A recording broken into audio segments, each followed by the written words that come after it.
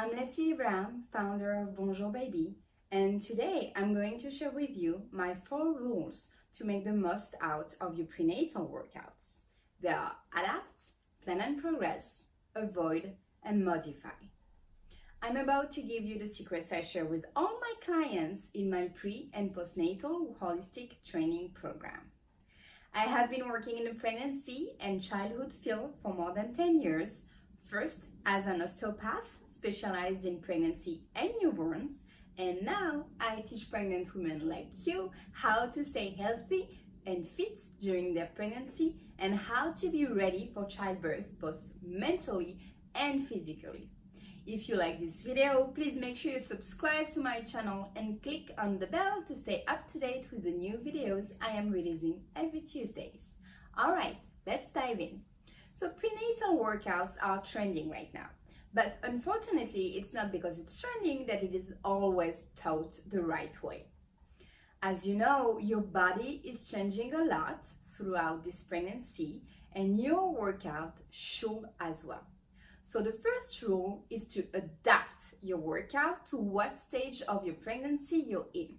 Let me explain. If you start working out in your last trimester, you will definitely not work out the same way as you will do in your first trimester. You have to define goals for each stage.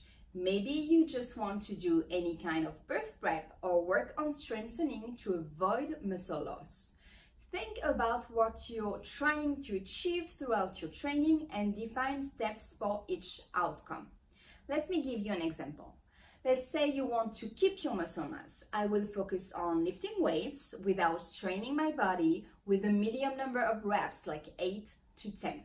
I will then pick exercises that will allow me to do that and plan for the number of weeks I am willing to work on building up muscle or toning up my body, more maintaining muscle mass, let's be honest.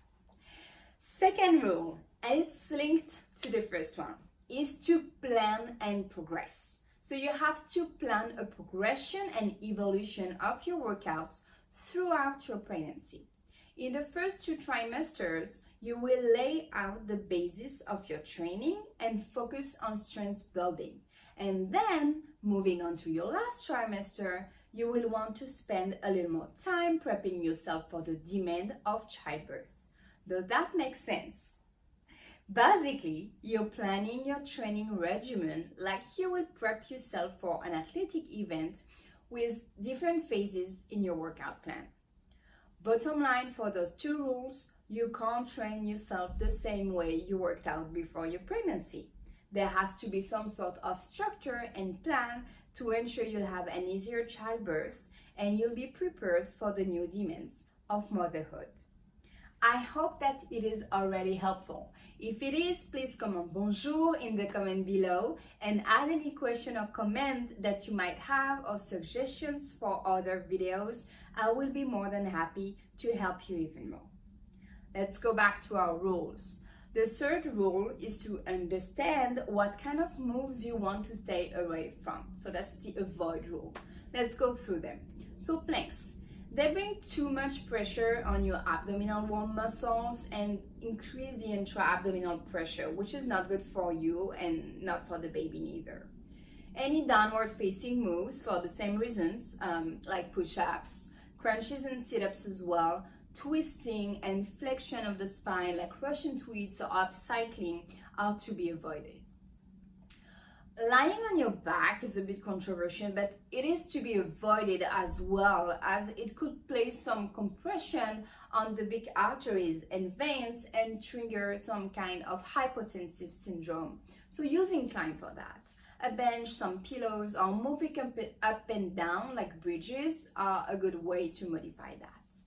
Jumping. I'm not a huge fan of jumping during your pregnancy, as it places more stress on your pelvic floor muscles that are already under more stress and compression than usual.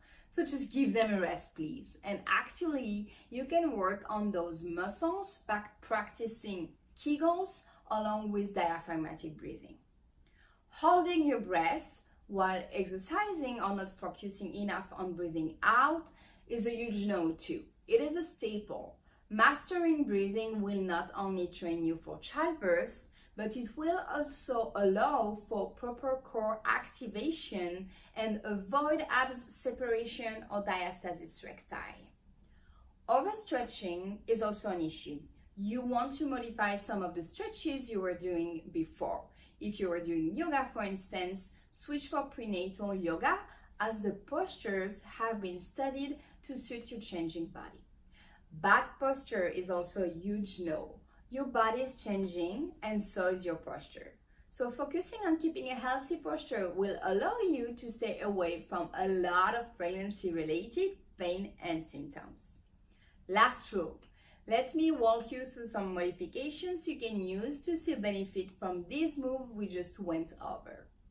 Plank on an incline are still a go. Use a table, a chair, a bench, even the wall. Go with whatever works for you and you don't feel too much weight or pressure in your abdomen. Push-ups are still doable on an incline as well, or even from your knees and on a box or a bench or on a wall. Hip bridges are still a good option. Progress them by doing them with your back on a couch or a bench or a chair.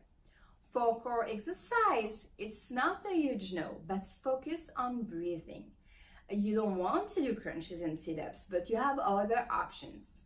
Side planks from your knees and also combining core activation with more complex move are a really wonderful way to still work on your core and have some core activation. Doing like a squat and pushing a weight right forward is a very good way to have some core activation while working on your legs. Here it is for today, ladies. I hope you like this video and that you now understand a bit more how to work out during your pregnancy. Please subscribe to my channel and don't miss any video. Future videos are coming every Tuesday on pregnancy, baby, product review, and motherhood topics. If you like this video, please hit the like button and please share it. Ask me any question in the comments below or any concerns or ideas for future video. I'll be happy to answer all of your questions. I'll see you later. À bientôt.